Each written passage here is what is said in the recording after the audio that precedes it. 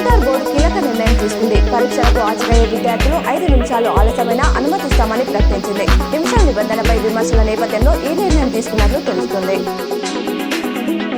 తాము అధికారంలోకి వచ్చాక 1వ తేదీని జీతాలు పెన్షన్లు ఇస్తున్నామని మంత్రి కోమటిరెడ్డి వెంకటరెడ్డి అన్నారు. గత ప్రభుత్వంతో పోలిస్తే ముందుగానే ఉద్యోగులకు శాలరీలు ఇస్తున్నామని చెప్పారు. బీఆర్ఎస్ పాలనలో 13, 14వ తేదీల్లో జీతాలు ఇచ్చేవారని విమర్శించారు. ప్రధానమంత్రి నరేంద్ర మోదీ ఈ నెల 4, 5 తేదీలో రాష్ట్రంలో పర్యటించనున్నారు. ఈ పర్యటన సందర్భంగా ప్రధానితో పాటు అభివృద్ధి కార్యక్రమంలో పాల్గొనాల్సిందిగా సీఎం రేవంత్ రెడ్డికి పీఎంఓ ఇన్విటేషన్ పంపింది. దీంతో ప్రధాని మోదీకి రేవంత్ రెడ్డి స్వాగతం పలికే అవకాశం ఉంది.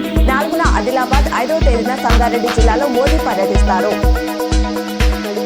శుక్రవారం జరిగిన ఇంటర్ మొదటి సంవత్సరం ఇంగ్లీష్ పరీక్షలో జిల్లాలో ఒకరిపై మాల్ ప్రాక్టీస్ కేసు నమోదైనట్లు నిజామాబాద్ జిల్లా ఇంటర్ విద్యాధికారి రఘురాజ్ తెలిపారు.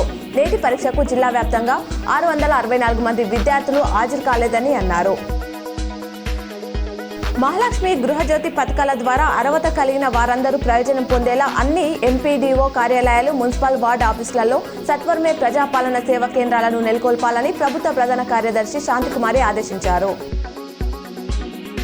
INC chief Kharge general secretary Jayaram Ramesh కు కేంద్ర మంత్రి నితిన్ గడ్కరీ లీగల్ నోటీస్ పంపారు. తన ఇంటర్వ్యూను వక్రీకరించి ఎక్స్లో పోస్ట్ చేసినందున 3 రోజుల క్షమాపణ చెప్పాలని డిమాండ్ చేశారు. ప్రజలు, కూలీలు సంతోషంగా లేరు, గ్రామాల్లో రోడ్లు, నీరు, ఆసుపత్రులు లేవు అని గడ్కరీ అన్నట్లు ఐఎన్సీ వీడియో పోస్ట్ చేసింది. కాంగ్రెస్ ప్రభుత్వానికి ప్రచారాలపై ఉన్న మక్కువ ప్రజా సంక్షేమంపై లేదని బీఎస్పీ రాష్ట్ర అధ్యక్షుడు ప్రవీణ్ కుమార్ విమర్శించారు. ఆర్భాటంగా ప్రారంభించిన ప్రజావాణి కార్యక్రమాన్ని పట్టించుకోవట్లేదని మండిపడ్డారు. 11,000 టీచర్ పోస్టులు ఇచ్చి మెగా డిఎస్సీ అనడం సరికాదన్నారు. ఎలనీనో ప్రభావంతో ఈ వేసవిలో అధిక ఉష్ణోగ్రతలు నమోదవుతాయని భారత వాతావరణ శాఖ వెల్లడించింది. తెలుగు రాష్ట్రాలతో పాటు ఉత్తర కర్ణాటక, మహారాష్ట్ర, ఒడిశాలోని అనేక ప్రాంతాల్లో సాధారణం కంటే ఎక్కువ రోజులు వేడిగాలులు వీస్తాయని పేర్కొంది.